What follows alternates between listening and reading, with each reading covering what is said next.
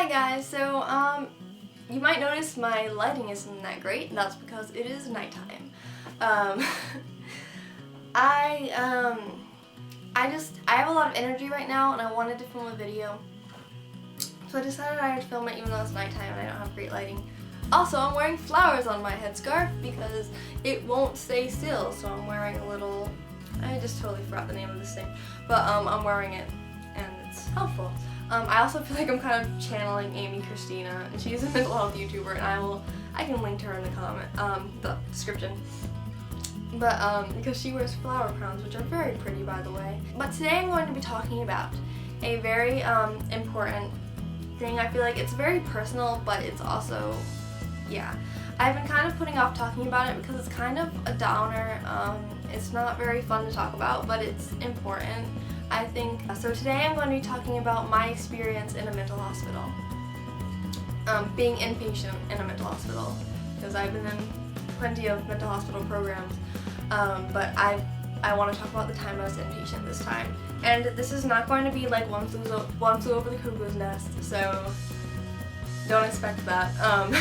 It's really not a horror story. It was a pretty average experience, I think. I don't know if I got lucky, which I don't believe in luck, but I don't know if I just got lucky or if I just got a good mental hospital, but I did not have a bad experience. It was a fairly good experience, as well as it could be in a mental hospital. So first I'm going to tell you guys how I got into the mental hospital the day of my admission, and I'm going to tell you what it's like, general rules of a mental hospital, and generally what it's like.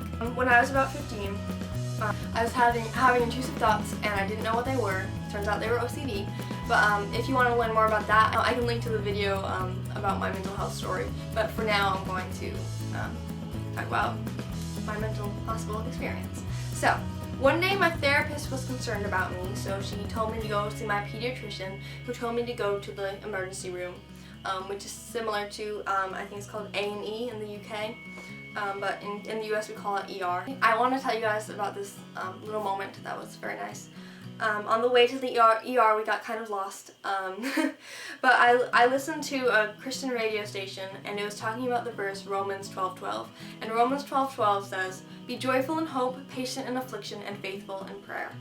And this sort of became my mantra in the mental hospital. It felt like instructions on how I was going to survive that day. Once we got to the ER, we talked to the nurses at the counter, and I think they were nurses, I'm not sure. But we talked to the nurses at the front counter, and they told us to go wait for people to send us back. I was with my mom, by the way.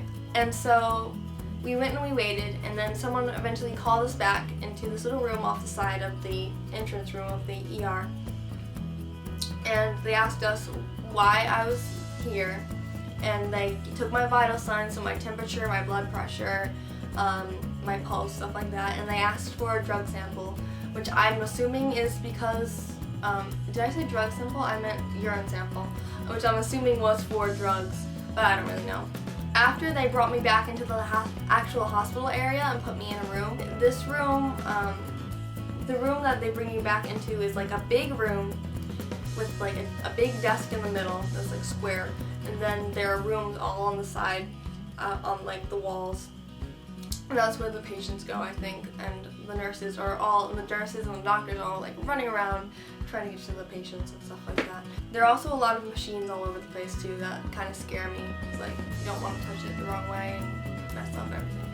But that's why I don't want to be a nurse, because I'm gonna mess up everything. And when I got into this little room off to the side, the nurses asked me all sorts of questions about what brought me there. And after this, I had to wait a very long time to actually receive treatment from a psychiatrist or a psychologist. I think I actually met with both a psychologist and a psychiatrist because I met with two people. But after waiting, I met with them. The nurse actually asked if I wanted a doctor of a specific religion to talk to, and so I requested a Christian doctor. So when the doctor, it was either a psychiatrist or a psychologist, I honestly don't remember, but when they came to talk to me, one of them was Christian, and that was both the psychiatrist and the psychologist. Both asked me questions about my mental health history and what kind of brought me into the hospital that day. It was hard to tell my entire life story to these people, but I have to say it's worth it to tell the truth. And if you're like in this situation ever where you need to, someone asks you about your mental health history and you're in a hospital and you don't know if you're going to be admitted to a mental hospital, what's going on, please tell them the truth. Because if you tell them the truth, that means it's more likely that they're going to get you the treatment that's right for you. So I told them about everything, my depression, my self-harm, my anxiety. And if you're having suicidal thoughts, especially tell them about those, because that's very important that they know that. After we spoke to the psychiatrist and the psychologist, well, I actually did it alone, but the ambulance came to take me to the mental hospital, and that was probably the scariest part, when they like strapped me down to the gurney, I think it's called, and I actually asked I don't know what he was, but the ambulance guy, I asked him, do I really need to be strapped down? And he was like, it's protocol. So yeah, it was scary though. And can I say, ambulance rides are very bumpy. I don't see how doctors work in the back of that thing, but yeah. Anyway, once I got to the mental hospital, another nurse, I think, well, first someone came in and asked me, so pretty much the same questions again, but more specific questions about my medical history and stuff like that, and yeah, they basically admitted me. It was the admission process of getting into the hospital. They asked me all these questions about why I was there, and eventually a nurse came down and took me upstairs, and his name was Jay, and he was very nice but kind of scary. That's how I would describe a lot of people at the hospital. They're very nice, but they look kind of scary at first. But yeah, he took me upstairs and he asked me more medical questions. And by the way, in the admissions process, tell them your dietary restrictions. If someone asks you about your dietary restrictions and you're a vegetarian, tell them you're a vegetarian, because the first time I went to the mental hospital, they didn't know I was a vegetarian, and I had to eat around meat for like the entire week I was there, because they didn't know I was a vegetarian and I didn't know I could get special meals. So yeah, at the end of the week though, I did tell them, yeah, I'm a vegetarian. They're like, oh, we could have gotten you special meals. I was like, oh, I didn't know that. But yeah, I eventually got my special meals. But anyway, so I want to tell you guys about the 4th time I went into the mental hospital. They did something different in the admissions process when I was upstairs with the nurses. They actually did a full body check on me, where they had not done that the previous 3 times, but and it might have just been because I was there for self-harm that time, but I don't really know. But yeah, so they had me take off my clothes, and they put me behind a curtain. They had me put on a hospital gown, and then every time they would open the curtains and say like, show me your leg, and I would show them like my leg, and then they would ask like, show me your arm, and I'd show them my arm, and stuff like that basically. And they would ask to see each body part separately, so it's way less invasive than how it seems. Like full body checks, and like they're gonna be like just looking at your body, and that would make me very uncomfortable. But it wasn't as bad as it sounds. Obviously it's very invasive. Obviously it's not fun, but I feel like, I don't know why they do it. I don't know if it's just a new rule, but I follow the rules. I'm very compliant, so I just let them do whatever. Back to the first time I was there. So Jay asked me these questions, and he explained how the hospital worked. And then they had me take off my shoes and take off the laces out of my shoes, and they had me take off anything that had strings on it, or take out the strings, and basically anything that's not allowed, they would have you take off, and they would put it in a box and put it in the top of your closet. And once you get off 15 or 10-minute checks, they would let you have those things under supervision. Well, the thing with supervision is you can't get into your closet by yourself. You have to have them unlock it for you. So that's basically how they keep you from getting into that stuff before the 10-minute checks are over. But by the way, if you're preparing to go inpatient, I would suggest bringing a hoodie that has no strings, because it's very cold. It was very cold, at least in my hospital, the hospital I went to. So I would suggest getting a hoodie.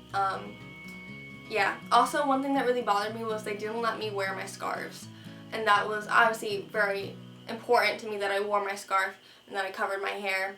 But I ended up, since I usually only wear my scarf, it's really important to me to wear it while I'm praying. That's basically what I believe. So I let my hair show most of the time, but when I was praying, I would put the hood up on my hoodie, and I would use that to cover my hair. So that was what it was like for me going to a mental hospital for the first time. I do want to say, after a therapist brought me to my room, she showed me around and stuff, and she gave me these packets that I was supposed to work on, and the sooner I got done with them, the sooner I'd be able to go off unit. So that means that I could go outside under supervision. So I tried to work on those the first night, but I was so tired and I was so upset because I didn't know why I was there. I didn't know why I had to be there. So I just basically cried in my bed like the whole night. But yeah. When I woke up after that first night in the hospital, I found out I was on constant watch, which I think they do that for all the first time patients, so they see like if you're a danger to yourself or others, and that basically constant means that they're watching you 24/7. Like you even have to like, well, they don't watch you, but they even like stay with you when you're in the bathroom and when you're taking showers and stuff like that. Even while you're sleeping, they'll stay outside and keep this little window open and watch you. At the hospital I went to, I don't know if it's like this at all hospitals, but the bathrooms were locked, so you could not get into the bathroom or get into your locker inside the bathroom without someone unlocking it for you. That was hard for me because I used to be too shy to ask to go to the bathroom, but I basically going to the inpatient made me get over my fear of that. The schedule was very strict at the hospital, but I think that's necessary. Basically, this is what happens. The therapist woke the patients up at around 8 or 8:30, something like that. And then we had a half an hour to take our medications, take a shower, brush our teeth, and do personal hygiene stuff. After that was breakfast, and then we had check-in, which was basically a time for patients to check in with the therapist about what's going on in their treatment and how they feel. After that was a half an hour time for ourselves, or it might have been an hour actually. During this time we also had individual meetings with the psychiatrists and social workers who were assigned to us.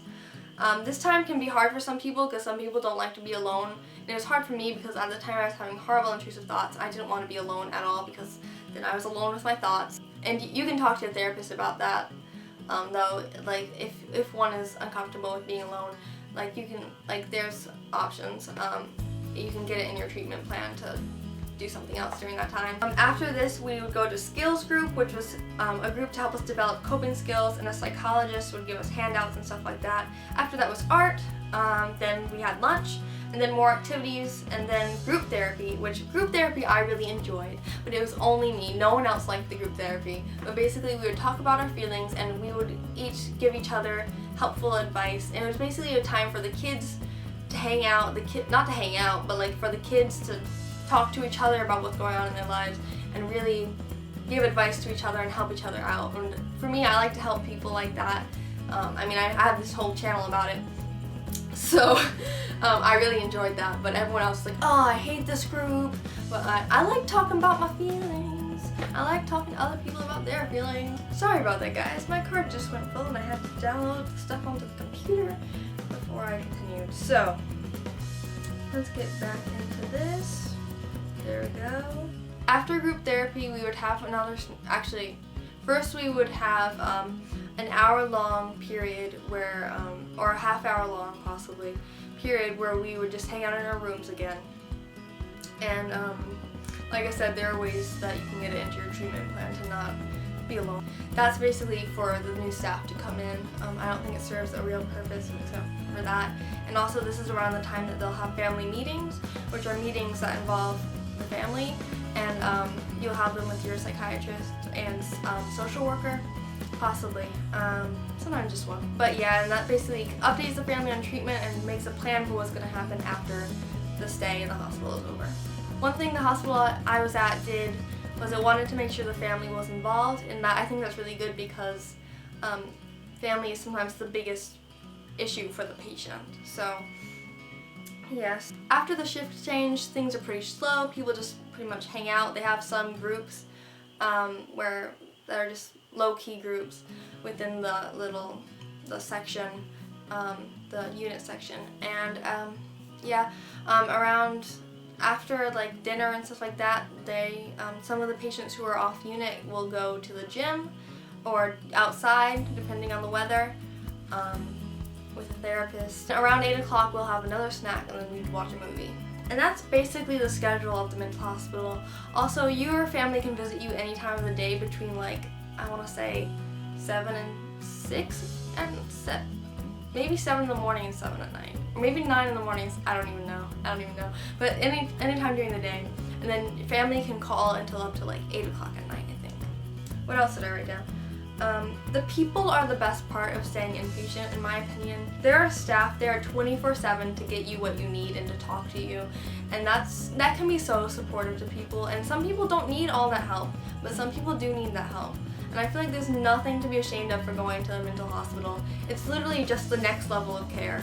I mean, there's outpatient, there's no care, there's outpatient, there's intensive outpatient, and then there's partial programs, and then there's an inpatient program. So it's just levels of care to me. There are all sorts of people there to help you. There's the therapists who work on the unit, who are available to talk or get anything you want, unlock your bathroom, stuff like that. There are the psychiatrists and social workers who are the main guides in treatment and in therapy, individual therapy. Then there are nurses for physical ailments who will also talk to you. You need to talk. And then there's psychologists who sometimes will meet one-on-one with patients and run skills groups and group therapy. The first time I was inpatient, I met with Stephanie, a psychologist who taught me some relaxation techniques. It turned out to be not very helpful, but I don't know, I didn't do them much anyway. But one thing to remember is that the staff is kind as long as you are kind. And they're there to help you, not to hurt you. No matter what they do, though, their goal is to keep everyone safe. So if you're doing something that they receive as unsafe, they are not afraid to restrain you or to send you to your room or to send you to a seclusion room, because it's about keeping everyone safe. The patients were actually a pleasant surprise the first time I visited the hospital and I was inpatient. A lot of them were like me. They had depression or anxiety, and they were really nice people, honestly. The next few times I went in, I don't know if it's because it was later in the year, or, well, early in the year actually. I don't know if it's because it was in the summer or spring time, but there were more like people who had run away and more people with anger management issues and stuff like that. So it was a little less relatable for me. It was a little more active, if you know what I mean, in the inpatient unit, and it was kind of harder to get what you need because they all wanted attention, they all needed attention. Well, patients who are there to get help can be great resources to help you get help as well. It's great to socialize with people who have the same illness as you or a similar illness, and you can like relate to them and know that you're not alone, and they'll know that they're not alone. And that was probably the best part about the inpatient experience, was meeting the people who I could relate with and meeting the people who wanted to get help just like I did. And then of course there are the kids that are there not to get help, but just because they were sent there. Any circumstance happened, basically, and they ended up there. And those are the kids that I didn't really want to hang out with a lot, because, not that we could even hang out, but like talk to a lot, because they were very rambunctious and they were inappropriate, honestly, at times, and I didn't like that. But one of the therapists there tells me that I work better with those people than the depressed people, and I think that's kind of funny. And it's true that like while you're there, a lot of times there's downtime and you'll like play cards or draw or something like that. There's a lot of group activities, so it's really, it's nice. Like you really bond with the people there. And yeah, I learned a lot of card games there that I still play today. Yeah. So that was my experience in the mental hospital. I hope you got a general image of what it's like, and I hope I didn't deter you from going, because if you need to go to a mental hospital, please go. But if you have any questions about being in the mental hospital, post them down below. If you have any questions about anything at all, post it down below. And you guys, I'm almost at 100 subscribers. I don't know when I'm gonna upload this video, but if it's before I get 100 subscribers, I just want to say I'm so excited, and I'm thinking about doing a Q&A for my 100th subscriber celebration. So if you have any questions for a Q&A, post that in the comments and tell me it's for a Q&A, and I'll write them down. And I'll make another announcement about that too.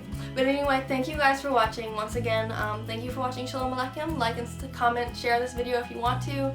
Share your experience in a mental hospital if you want to. Tell me if it was different than mine. And yeah, thank you guys for watching. I love you guys, and I will see you all later. And yeah, bye!